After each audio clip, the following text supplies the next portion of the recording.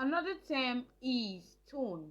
Now, this is the recognized international unit of measurement that is used in export. One ton is equal to 1,000 kilogram weight of any commodity. Hence, if a foreign buyer orders for 10-ton weights of goods, he is demanding for 10,000 kilogram weight of the product in question. Now, MT means metric ton. This could be used in place of ton. They both means the same thing in export. So you need to take note of these important terms. The term FCA is also used in the RoRo, which is the roll-on/roll-off services. In the export quotation, make sure you indicate the point of departure, that is loading, after the acronym FCA. For example, FCA Hong Kong, FCA Canada, etc.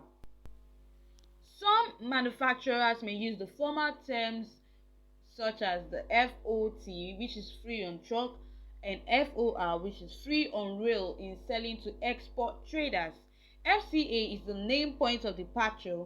Free carrier is the delivery of goods on truck, rail car, or container at the specified point of departure, which is usually the seller's premises, or a named railroad station, or a named cargo terminal, or into the custody of the carrier at the seller's expense. The point, which is the depot at origin, may or not be a customs clearance center. So the buyer is responsible for the main carriage or freight, the cargo insurance, and other costs and risks involved. In the air shipment, technically speaking, goods placed in the custody of an air carrier is considered as delivery on board the plane.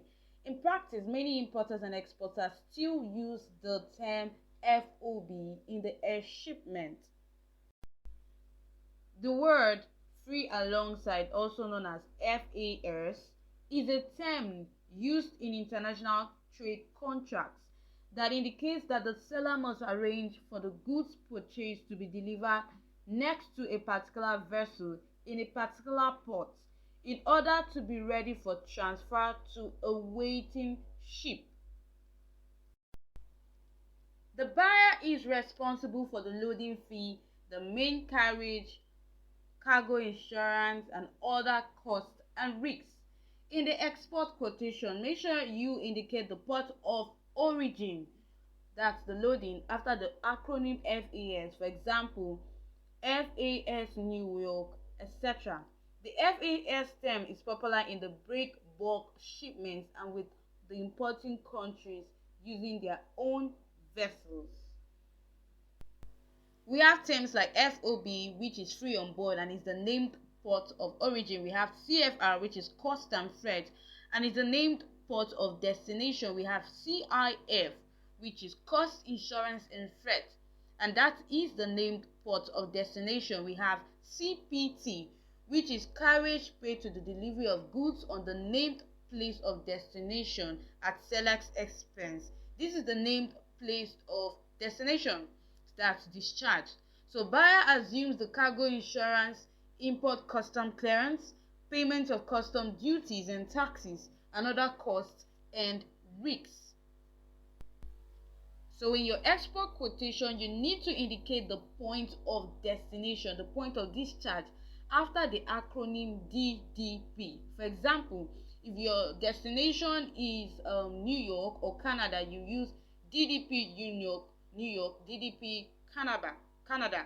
Okay, now DDU is the named point of destination. DDU means delivered duty unpaid. That means the delivery of goods and the cargo insurance to the final point at destination, which is often the project site or buyer's premises at the seller's expense, meaning that the buyer assumes the import customs clearance and payment of custom duties and taxes, while the seller may opt not to insure the goods at his or her own risk. In the export quotation, you have to indicate the point of destination. Okay, just make sure you use DDU, you add the country, like DDU Ghana, DDU Canada, etc. All right.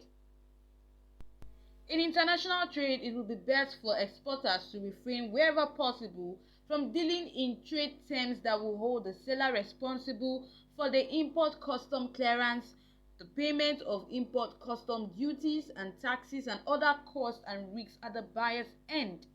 For example, the trade term DEQ, which means delivered ex quay, and DDP, which means delivered duty paid.